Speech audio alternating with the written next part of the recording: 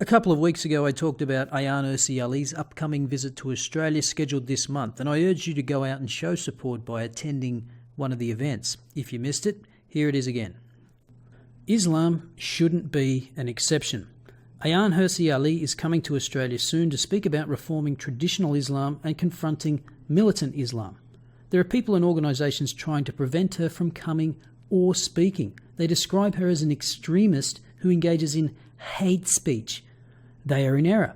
She must be allowed both to come here and to speak. Over the past week, the organisation hosting her, Think Inc., has been harassed. Its insurers have been contacted and warned there could be trouble.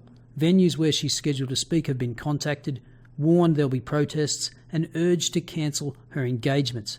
Bill Leak, were he still with us, would have a field day with this. Much of this has been done by an individual called Syed Murtaza Hussain of the Council for the Prevention of Islamophobia, Inc. He informed Festival Hall in Melbourne there would be 5,000 protesters outside the venue if the engagement went ahead. There have been other initiatives, including an abortive appeal on change.org to prevent Ali from speaking. And pathetically, this petition has garnered a grand total of 271 signatures in almost a month. But I think this is the key takeaway of the article.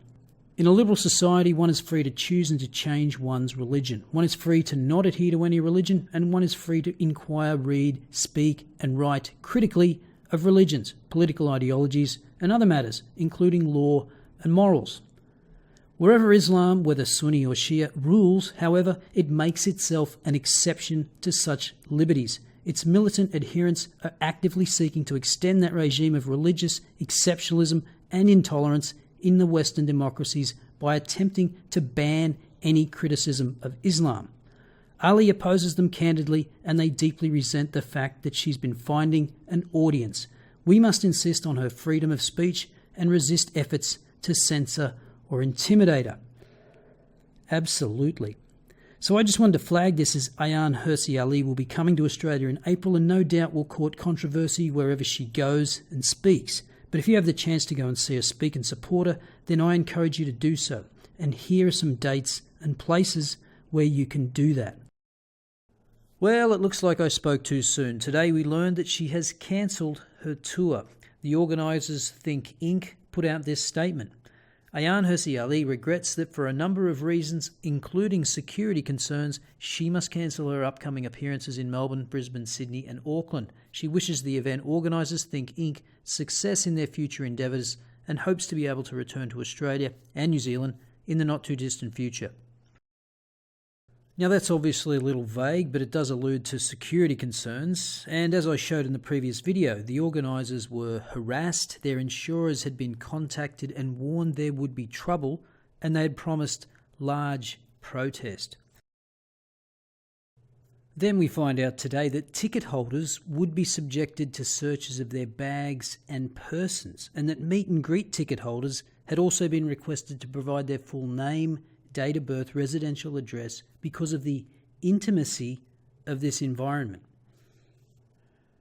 And they also have the help of the left-wing media in this country in the now all too familiar unholy alliance between the progressive left and Islam. Here's Andrew Bolt, who was supposed to be interviewing Ayaan Hirsi earlier this evening.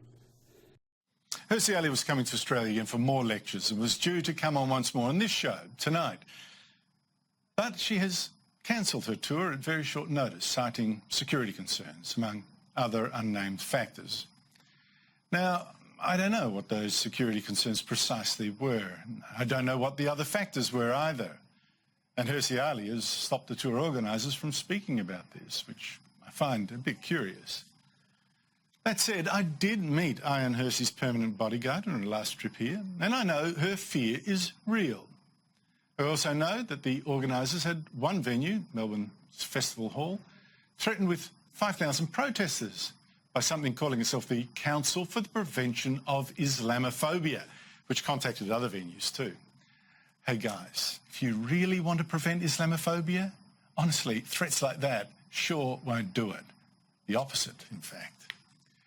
And I also know that Hirsi had the foreign editor of The Age and Sydney Morning Herald smear her as a lunatic or a very canny self-publicist.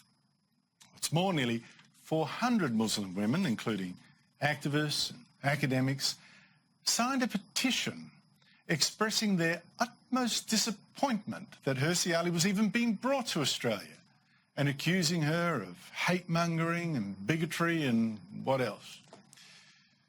Some accused her of even worse in an online video.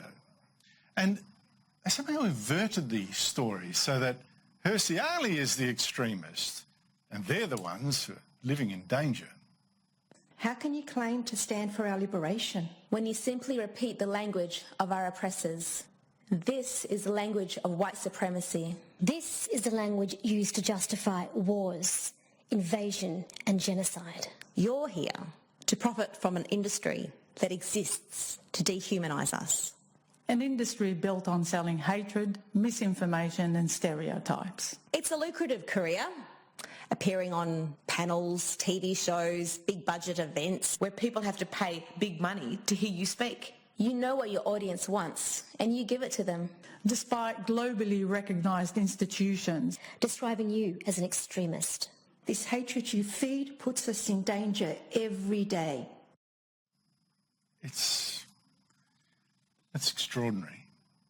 Do any of those women have to travel with the security that Hirsi Ali needs? Have any of them had a friend murdered for what they say? Who are the real victims here, ladies? Exactly. This woman has lived under constant protection since 2004 when film director Theo Van Gogh was murdered for their collaboration on a film critical of Islam. And how about this lunacy? This is the language of white supremacy. Oh, so we have a black ex-Muslim woman who speaks critically of Islam, but somehow that has something to do with white supremacy. Oh yeah, just blame whitey for everything, because that's the popular thing to do, isn't it? Interesting that they felt Hirsi Ali was such a threat to them, yet they weren't moved to make a video when Uthman Badar of the Islamist extremist Hizb ut-Tahrir was caught on camera last week in Sydney saying that the penalty for apostates should be death. Draft constitution of the Khilafah state says at 7C that if there was somebody born a Muslim who decided they didn't believe in Allah anymore, and they would then be declared an apostate, and you would seek to kill them. Is that, that's your draft constitution of the Khilafah state. Do you stand by that? Do you want to kill ex-Muslims?